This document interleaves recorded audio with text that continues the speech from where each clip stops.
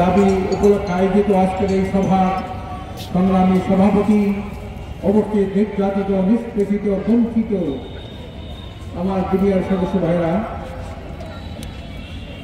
BDR পিলখানার tragedy আমরা সবাই জানি। এই ট্র্যাজেডির পিছনে একটা অপশক্তি, ভারতের আধিপত্যবাদী শক্তি, সাথে সাথে ভারতের সেবাদাস পুতুল সরকার হাসিনা এর সাথে জড়িত। আমার ভাই ছিল সবার ক্যান্টনমেন্টে, উনি বললেন, আমরা জানতাম না, উনি বললেন দোয়া করেন, বিডিআর ক্যাম্পে বিদ্রোহ চলছে, আমরা সেখানে যাচ্ছি, বাসি না মরি, দোয়া করলেন। তখন টিভির পর্দায় দেখতে পেলাম সেখানে যে ঘটনাটি, বাস্তব ঘটনা দেখলাম সেখানে। আজকের বিডিআর ভাইদের যে ন্যায্য দাবি,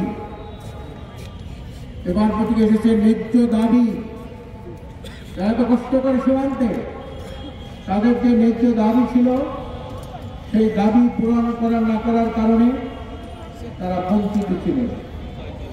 তাদের মধ্যে একটা ক্ষোভ ছিল, এই ক্ষোভের বহিঃপ্রকাশ সেখানে যারা ছিল তাদের কর্মকর্তা বিডিআর ভাইদের মধ্যে অনেক ষড়যন্ত্র তারা করেছে।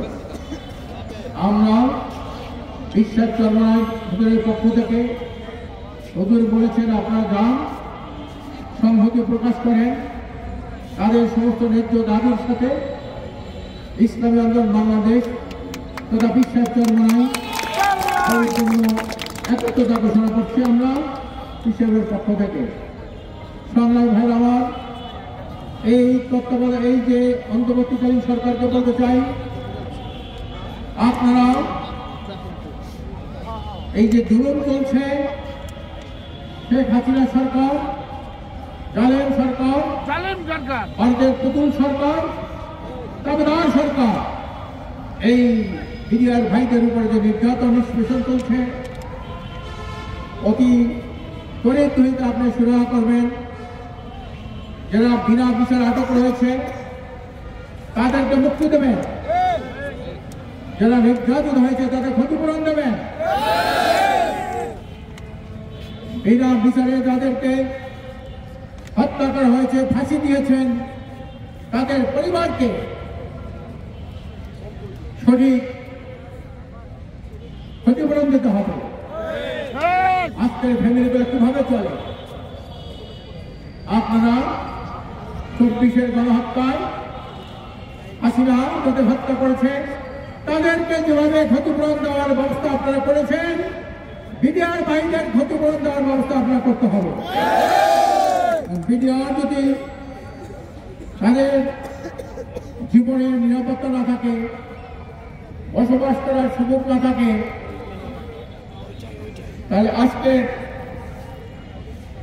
একটা অমানবিক একটা ঘটনা ঘটতে দেশে, এটা আমরা চাই না। আজকের মানবতার জীবন যাপন করছেন ভাইরা আমার, নারী শিশুরা এখানে এসেছেন, যারা বিধবা হয়েছেন, যাদের ভাব ভেঙে হারিয়েছেন, তারা আজকে এখানে একত্রিত হয়েছেন। আমি বৈষম্য ছাত্র আন্দোলনের নেতৃত্ব রয়েছে, সরকারের যারা উপদেষ্টা রয়েছে, আমি তাদেরকে বিশ্বাস চর্মার পক্ষ থেকে জোরালো অনুরোধ করছি, অনুরোধ যদি আমরা না শোনেন, এই বিডিআর ভাইদের যে দাবি, এই ন্যায্য দাবির সাথে আমরা রাজপথে নামতে বাধ্য হব।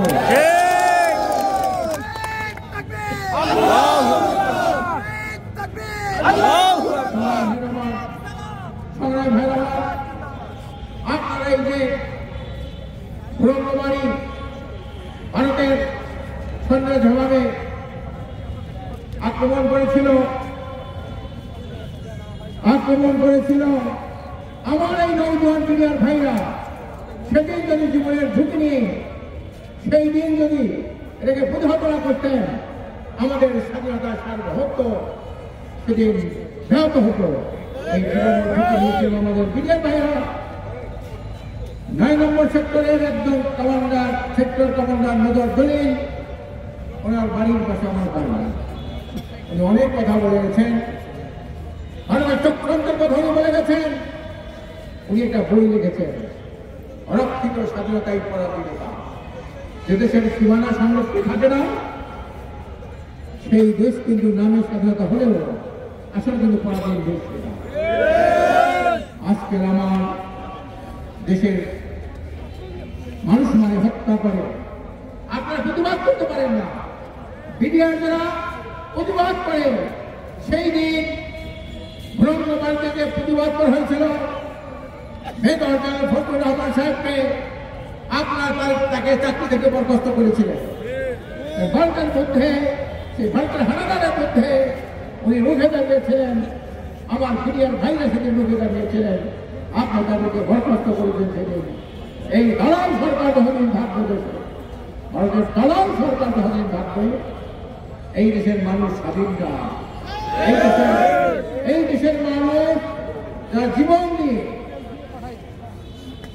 আপনার সংগ্রাম করে বর্ডার কাটতে, আপনার এই বিডিআর যারা ভাইরা, আমি চাই তাদেরকে ন্যায্য দাবি পূরণ করবেন, ক্ষতিপূরণ দেবেন, ভরণ পোষণ দেবেন, যতদিন না তার ছেলেপেলেদের লেখাপড়ার ব্যবস্থা করবেন, পরিবার পরিজন পরিচালনার ব্যবস্থা আপনারা করবেন।